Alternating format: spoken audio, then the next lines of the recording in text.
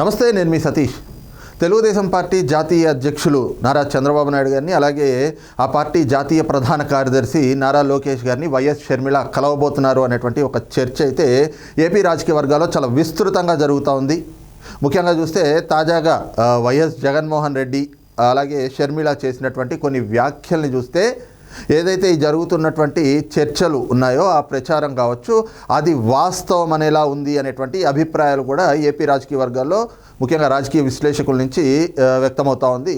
ముఖ్యంగా చూసుకుంటే ఈ రోజున వైఎస్ షర్మిల ఆంధ్రప్రదేశ్కి వెళ్ళారు. అక్కడ తన సోదరుడు ఆంధ్రప్రదేశ్ ముఖ్యమంత్రి అయినటువంటి వైఎస్ జగన్మోహన్ రెడ్డిని కలిసిపోతూ ఉన్నారు.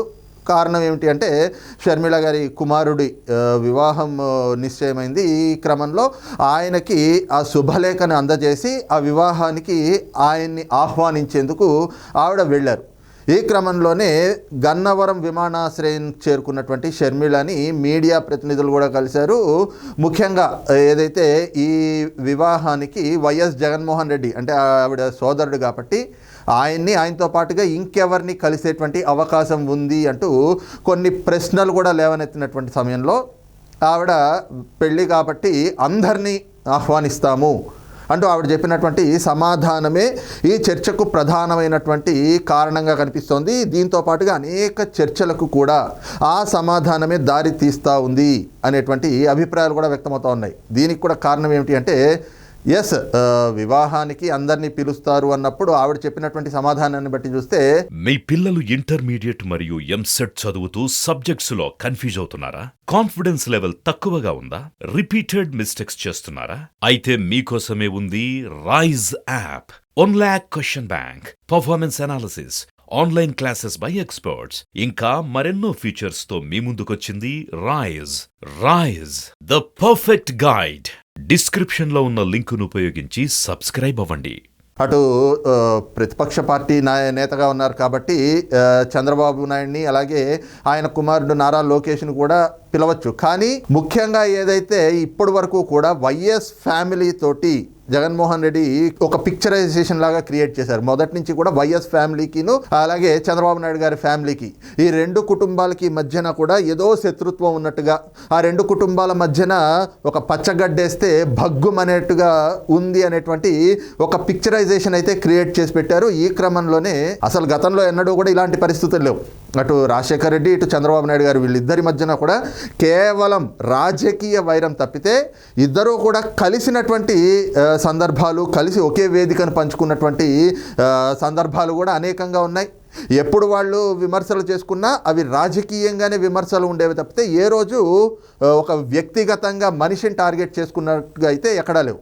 కానీ రాజశేఖర్ రెడ్డి గారి మరణానంతరం జగన్మోహన్ రెడ్డి ఆ పరిస్థితుల్ని ఏ విధంగా తన రాజకీయానికి వాడుకున్నాడు అంటే ఆ రెండు కుటుంబాల మధ్యన కూడా ఏవో గట్టు తగాదాలు ఉన్నట్టుగా, కొన్ని దశాబ్దాలుగానో లేదంటే కొన్ని తరాలుగా ఆ రెండు కుటుంబాలకి కూడా ఏదో వ్యక్తిగత వైరం ఉన్నట్లుగా, ఆ రెండు కుటుంబాలకి మధ్యన ఇందాక చెప్పుకున్నట్టుగా పచ్చగడ్డేస్తే భగ్గుమంటుందనేటట్లుగా ఒక పిక్చరైజేషన్ అయితే కనుక క్రియేట్ చేసి పెట్టారు.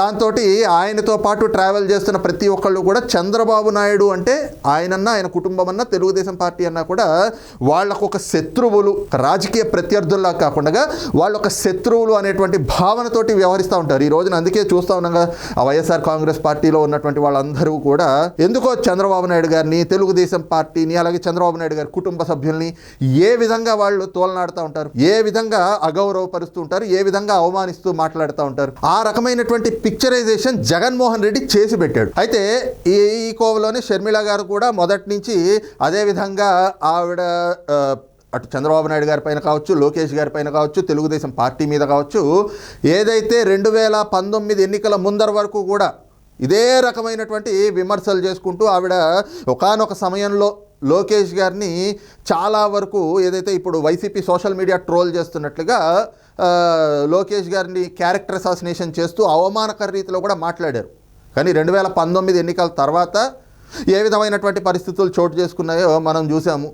అప్పటి వరకు జగన్మోహన్ రెడ్డి గారు షర్మిల గారిని వాడుకున్న తర్వాత ఎక్కడ ఆవిడకి అధికారంలో భాగాన్ని ఇస్తే ఆవిడ కూడా ఇంకొక అధికార కేంద్రం అవుతారో అప్పుడు పార్టీలో తన ప్రాధాన్యతకి ఎక్కడ ముప్పు పొంచి ఉంటుందో అనేటువంటి ఆలోచనతోటి, ఎక్కడ ప్రమాదం కలుగుతుందో అనేటువంటి ఒక కుట్రపూరితమైనటువంటి ఆలోచనతోటి ఆ రోజు షర్మిల గారిని కనీసం అక్కడ కడప ఎంపీ సీటు ఇవ్వలేదు. అంటే దాన్ని వివేకానంద రెడ్డి గారి మర్డర్ జరిగింది కూడా ఆ కడప ఎంపీ సీట్ కోసమే అనేటువంటిది సిబిఐ ఏదైతే విచారణ చేపట్టిందో అందులో కూడా చాలా వరకు ఇవే అనుమానాలు తలెత్తినాయి. అదే సమయంలో సునీతారెడ్డి గారు, వివేకానంద రెడ్డి గారి కుమార్తె, ఆవిడ కూడా అదే చెప్పారు, కడప ఎంపీ సీట్ కోసమే మా నాన్న హత్య జరిగి ఉంటుంది అని చెప్పేసి ఆవిడ అనుమానాలు ఇప్పటికీ వ్యక్తం చేస్తూ ఉన్నారు. ఇక షర్మిల గారు కూడా వెళ్ళి సిబిఐకి వాంగ్మూలాన్ని ఇచ్చారు. ఆ వాంగ్మూలం సమయంలో కూడా ఇదే రకమైనటువంటి ప్రస్తావన తెచ్చి ఇదే తన వాంగ్మూలంగా ఇచ్చారు అనేటువంటి కొన్ని ప్రచారాలు కూడా చూసాం. ఈ క్రమంలో జగన్మోహన్ రెడ్డి గారు అవసరం ఉన్న రోజులు షర్మిల గారిని కాళ్ళకి చక్రాలు కట్టి మరీ రాష్ట్రం మొత్తం తిప్పి 3000 కిలోమీటర్లు పాదయాత్ర చేయించి ఆయన ఆంధ్రప్రదేశ్లో అధికారంలోకి రావడానికి ఆ గద్దెనెక్కే వరకు కూడా ఆవిడని వాడుకున్నారు. ఆ తర్వాత ఆవిడకి ఎంపీ సీటు కాదు కదా, రాజ్యసభ సీటు కూడా ఇవ్వకుండా ఆవిడని ఇక్కడి నుంచి తరిమేశారు, ఆంధ్రప్రదేశ్ నుంచి. అయితే అప్పటి నుంచి కూడా వాళ్ళిద్దరి మధ్య కొంత గ్యాప్ క్రియేట్ అయ్యింది అనేటువంటి చర్చలు అనేకంగా వచ్చినాయి. ఇక రాజ్యసభ సీటు కూడా ఆఖరి నిమిషం వరకు షర్మిల గారికి ఇస్తామని చెప్పేసి ఆఖరి నిమిషంలో ఎవరికి ఇచ్చారు? ఆ రోజున వైఎస్ రాజశేఖర రెడ్డి గారి మరణానికి ఒక కుట్ర జరిగిందనో, ఆ కుట్రలో రిలయన్స్ వాళ్ళ పాత్ర కూడా ఉంది అంటూ కొన్ని ఏదైతే ఆరోపణలు జగన్మోహన్ రెడ్డి గారి దగ్గర నుంచే వచ్చినటువంటి పరిస్థితి. దాని పర్యవసానంగానే మనం చూస్తే రాష్ట్రం మొత్తం కూడా అనేక చోట్ల రిలయన్స్ పెట్రోల్ బంకుల మీద వైఎస్ అభిమానులు దాడులు చేశారు. కానీ ఈ రోజున షర్మిల గారికి ఇవ్వాల్సినటువంటి రాజ్యసభ సీటును కూడా ఏం చేశారు? అదే రిలయన్స్ అంబానీకి అత్యంత ఆప్తుడైనటువంటి వ్యక్తి పరిమళ్ నత్వాని అనేటువంటి వ్యక్తికి జగన్మోహన్ రెడ్డి రాజ్యసభ సీట్ ఇచ్చాడు. ఇక పోయింది సరే, షర్మిల గారు అక్కడికి వెళ్ళిపోయి అక్కడ ఒక తెలంగాణ రాష్ట్రంలో ఒక రాజకీయ పార్టీ పెట్టుకున్నారు. ఆ రాజకీయ పార్టీ పెట్టుకుని 2 ఏళ్ల పాటు, దాదాపు 2 నెలల పాటు ఆ పార్టీని నడిపారు. ఆవిడ 3000 పైచిలకు కిలోమీటర్ల పాదయాత్ర చేశారు. ఆ సమయంలో అయినా కూడా జగన్మోహన్ రెడ్డి ఎక్కడైనా ఆవిడకి, ఇప్పుడు ఆయన పార్టీ అధికారంలోకి రావడానికి ఈవిడ ఎంతగానో కృషి చేసింది. ఇప్పుడు మరి ఆయన అక్కడ అధికారంలో ఉన్నటువంటి పార్టీ, పక్కనే ఉన్నటువంటి మరో తెలుగు రాష్ట్రం కదా, అక్కడ సొంత చెల్లెలు పార్టీ పెట్టుకుంది కదా, ఆయన ఎక్కడైనా తన సహకారాన్ని అందించారా అంటే ఎక్కడ ఒక్క చిన్న ఇది కూడా చేయలేదు. ఆవిడకి ఒక్క చిన్న రవ్వంత సహాయం కూడా చేయలేదు. ఇంకో పక్కన ఆవిడ ఎన్నో ఆటుపోట్లు ఎదుర్కొంటా ఉంది ఇక్కడ రాజకీయంగా. మరి అక్కడ అధికారంలో ఉన్నటువంటి వ్యక్తి ఏ స్థాయిలో సహకారాన్ని అందించవచ్చు? ఒకానొక సందర్భంలో అయితే షర్మిల గారు పాదయాత్ర చేస్తున్నటువంటి క్రమంలో వరంగల్లో ఎక్కడో ఆవిడ కార్ వ్యాన్ మీద దాడి జరిగింది. ఆ తర్వాత ఆవిడ కార్ అద్దాలు కూడా ధ్వంసం చేశారు. అదే కార్ని తీసుకుని ప్రగతి భవన్కి వెళ్తా ఉంటే ఆవిడ్ని దారి మధ్యలో పోలీసులు అడ్డుకుని ఆవిడ కార్లో ఆవిడ కూర్చుని ఉండంగానే ఆ కార్ని లిఫ్ట్ చేసి ఆవిడని తీసుకెళ్లి పోలీస్ స్టేషన్లో పెట్టారు. మరి జగన్మోహన్ రెడ్డి గారికి ఇక్కడ కేసీఆర్ ఆ రోజున ముఖ్యమంత్రిగా ఉన్నప్పుడు కేసీఆర్ తోటి అంత సత్సంబంధాలు ఉన్నాయి కదా, అలాగే పక్క రాష్ట్ర ముఖ్యమంత్రి కదా, ఆ విధంగా అరెస్ట్ చేసినప్పుడు కనీసం కేసీఆర్ గారితో మాట్లాడుండవచ్చు, ఓకే రాజకీయంగా ఇక్కడ ఏవో జరుగుతున్నటువంటి పరిణామాలు కాబట్టి మాట్లాడలేదు అని అనుకుందాం. కనీసం చెల్లెలకు ఫోన్ చేసి ఏం జరిగింది అని కనీసం పరామర్శించారా? ఎక్కడో ఢిల్లీలో ఉన్న మోడీ గారు కూడా షర్మిలకు ఫోన్ చేసి ఏం జరిగింది అని మాట్లాడి పరామర్శించారు. కానీ జగన్మోహన్ రెడ్డి గారు సొంత చెల్లెలు పక్కనే ఉన్నటువంటి రాష్ట్రం ఒక్కసారి కూడా ఫోన్ చేసింది లేదు, కనీసం వచ్చి చూసిపోయింది లేదు. ఈ రకమైనటువంటి పరిణామాలన్నీ చోటు చేసుకుంటా ఉన్నాయి. ఇక రాజకీయంగా కూడా ఇప్పుడు ఎన్నికలు రాబోతున్నటువంటి సమయంలో ఇవి చాలా చర్చలోకి వస్తున్నాయి. కారణం ఏమిటి అంటే ఈ రోజున వైఎస్ షర్మిల గారు ఆంధ్రప్రదేశ్లో కాంగ్రెస్ పగ్గాలు చేపట్టబోతా ఉన్నారు అనేటువంటి సమాచారం. ఇక ఈ సమాచారం ఈ వార్త ఎప్పుడైతే ప్రచారంలోకి వచ్చిందో అప్పటి నుంచి కూడా జగన్మోహన్ రెడ్డి వణికిపోతా ఉన్నాడు. ముఖ్యంగా ఏదైతే ఇంతకాలం తన కోసం తిరిగినటువంటి చెల్లి రేపటి నుంచి రాజకీయంగా ఎలాంటి పరిస్థితులు వస్తాయి? ముఖ్యంగా చూస్తే ఆవిడ ఆంధ్రప్రదేశ్లో కాంగ్రెస్ పార్టీ పగ్గాలు చేపట్టిన తర్వాత ఖచ్చితంగా కాంగ్రెస్ పార్టీ మీద యుద్ధం ప్రకటించాను అని చెప్పి జగన్మోహన్ రెడ్డి చెప్పుకుంటా ఉంటాడు. ఎన్నో ఆరోపణలు వాళ్ళ మీద చేశాడు. కాంగ్రెస్లో ఉన్న పార్టీ హైకమాండ్ మీద సోనియా గాంధీని నేరుగా తిడుతూ ఆయన ఎన్నోసార్లు మాట్లాడాడు. ముఖ్యంగా ఈ రోజున వైసీపీ కూడా చేసుకున్నటువంటి ప్రచారం ఏమిటి? సోనియా గాంధీ లాంటి ఒక డైనమిక్ ఫిగర్నే ఢీ కొట్టి వచ్చినటువంటి వ్యక్తి జగన్మోహన్ రెడ్డి, అంతకంటే డైనమిక్ స్టార్ ఈయన అని చెప్పేసి చెప్పుకుంటా ఉంటారు. సో ఈ క్రమంలో వాళ్ళ మీద ఎన్నో ఆరోపణలు చేసినప్పుడు కాంగ్రెస్ పార్టీ రాజకీయంగా వాళ్ళ వ్యూహాలు వాళ్ళకు ఉంటాయి. కాబట్టి ఈరోజు షర్మిలను తీసుకొచ్చిన తర్వాత జగన్మోహన్ రెడ్డి మీదే పోటీకి పెట్టచ్చు. లేదు అంటే కనుక ఈ రోజున ఆంధ్రప్రదేశ్లో ఏదైతే అక్కడ ఉన్నటువంటి వైఎస్ఆర్ కాంగ్రెస్ పార్టీలో ఒక రాజకీయ సంక్షోభం కూడా ఏర్పడతా ఉంది. జగన్మోహన్ రెడ్డితో పాటు ఇంతకాలం కలిసి ప్రయాణం చేసిన వాళ్ళంతా కూడా, ఎందుకంటే ఆ పార్టీలో 95% మంది ఉన్న వాళ్ళంతా కూడా కాంగ్రెస్ నుంచి వెళ్ళిన వాళ్ళే కాబట్టి దాదాపు ఈ రోజున ఆ పార్టీ ఖాళీ అయిపోతుంది. ఆ ఖాళీ అయినటువంటి క్రమంలో వాళ్ళందరూ ఎక్కడికి వస్తారు? ఈ రోజున చాలా మంది దాదాపు 13-14 మంది ఎమ్మెల్యేలు ఆంధ్రప్రదేశ్లో కాంగ్రెస్ పగ్గాలు చేపట్టంగానే ఆవిడ సమక్షంలో ఆ పార్టీలో చేరడానికి సిద్ధమైపోయారు. ఒక 2-3 ఎంపీలు కూడా సిద్ధంగా ఉన్నారు అనేటువంటి సమాచారం అంతా ఉంది. అలాగే 2-3 ఎమ్మెల్సీలు కూడా సిద్ధంగా ఉన్నారు కాంగ్రెస్ పార్టీలోకి వచ్చేయడానికి అని. ఇదంతా కూడా దేనికి? ఇదంతా కూడా ఎందువల్ల జరుగుతూ ఉంది అంటే కేవలం జగన్మోహన్ రెడ్డి తాలూకు నియంతృత్వ పోకడ.